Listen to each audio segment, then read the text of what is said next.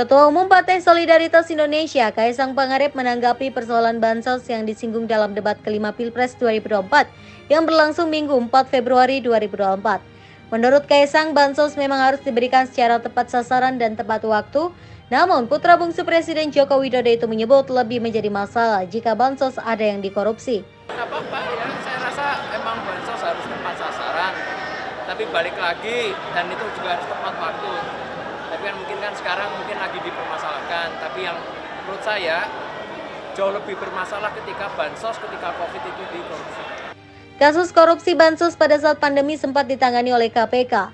Kasus korupsi itu melibatkan Menteri Sosial saat itu Juliari Batubara. Juliari merupakan kader PDIP Parpol yang kini mengusung Ganjar Mahfud. Dalam kesempatan itu, Kaisang pun memuji penampilan calon presiden atau capres nomor urut 2, Prabowo Subianto dalam debat kelima. Menurut Kaisang, Prabowo banyak menyampaikan solusi persoalan bangsa. Dalam debat capres terakhir, Ganjar bertanya ke Anies mengenai persoalan bansos yang belakangan sedang menjadi sorotan. Menurut Ganjar, saat ini bansos kerap bermasalah karena tidak tepat sasaran dan diklaim oleh pihak-pihak tertentu. Anies lantas mengingatkan mengenai tujuan dan paradigma pemberian bansos dari pemerintah untuk masyarakat miskin. Lagi rame kita mau tanya soal bansos. Karena menurut saya bansos ini adalah kewajiban negara dan rakyat berhak mendapatkannya. Tapi kita punya problem. Karena banyak klaim yang diberikan seolah-olah ini bantuan orang per orang atau kelompok. Padahal kita masih punya. Ada data yang tidak valid, ada cara penyampaian yang tidak benar, ada protes yang kemudian tidak terverifikasi atau terrespon dengan baik.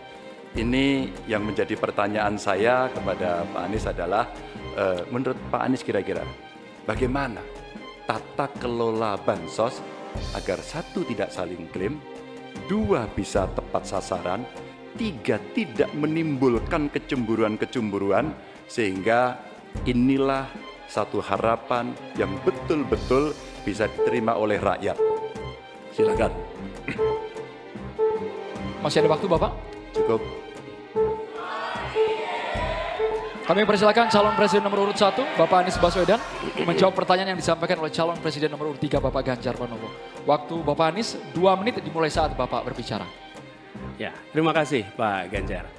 Pertama, kita harus menyadari bahwa yang disebut sebagai bansos adalah bantuan untuk si penerima, bukan bantuan untuk si pemberi. Karenanya, dia diberikan sesuai dengan kebutuhan si penerima. Kalau penerimanya membutuhkan bulan ini, ya diberi bulan ini. Kalau dibutuhkannya 3 bulan lagi, ya 3 bulan lagi. Tidak usah dirapel semuanya. Oke? Dijadikan sebagai sesuai kebutuhan. Yang nomor 1 yang itulah yang disebut sebagai bansos tanpa pamrih. Kemudian yang kedua, pemberian bansos ini harus tepat sasaran. Artinya diberikan melalui pendataan yang baik.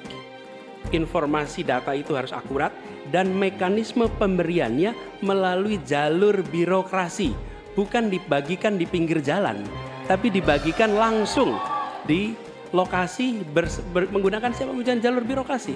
Kemudian yang ketiga, yang tidak kalah penting, ketika kita berbicara tentang bansos ini, harus bansos itu bisa dipastikan mereka yang miskin, prasejahtera itu termasuk di dalamnya. Jangan sampai mereka terlewatkan. Karena itu kami menyusun ini sebagai bagian dari perubahan adalah bansos plus. Angkanya ditingkatkan, yang belum masuk masih miskin dimasukkan dan diberikan bekal pelatihan, pendampingan supaya mereka pelan-pelan bisa mandiri dan hidup lebih sejahtera. Jadi kami melihat ketika sampai kepada bansos, bansos ini adalah atas nama negara. Ketika saya bertugas di Jakarta, semua paket bansos di kerdusnya diberikan label dibiayai APBD DKI Jakarta, bukan dari gubernur, dari uang rakyat lewat APBD DKI Jakarta. Jelas posisinya. Menurut Anies, bansos seharusnya diberikan sesuai kebutuhan si penerima. Jika memang bansos dibutuhkan pada bulan ini, maka bantuan itu juga disalurkan pada bulan ini. Selain itu, jika bansos memang dibutuhkan oleh masyarakat 3 bulan ke depan, maka disalurkan tidak pada bulan ini. Yang waktu dikonfrontasi, dia mengatakan ke saya bahwa saya tidak pernah memberikan kepada Pak Ganjar. Cuman ketika saya baca yang kemarin ada di media, katanya dia menyerahkan kepada saya. Kan ada satu wakil ketua waktu itu menolak. Siapa itu? Pak Ganjar. Menolak dia? Ya, menolak, ribut dia di media yang mulia. Karena waktu dikasih 150.000 dolar dia tidak mau, ribut, dia minta sama posisinya dikasih dengan ketua. Oh, ributnya karena mau lebih? Ya, minta tambah yang mulia.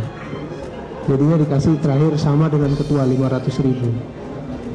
Akhirnya dia terima? Terima yang mulia. Setelah ribut, nah itu dikasih 500.000 baru dia mau. Tentang penyerahannya Anda tahu? Tahu yang mulia, kebetulan saya di ruangan itu.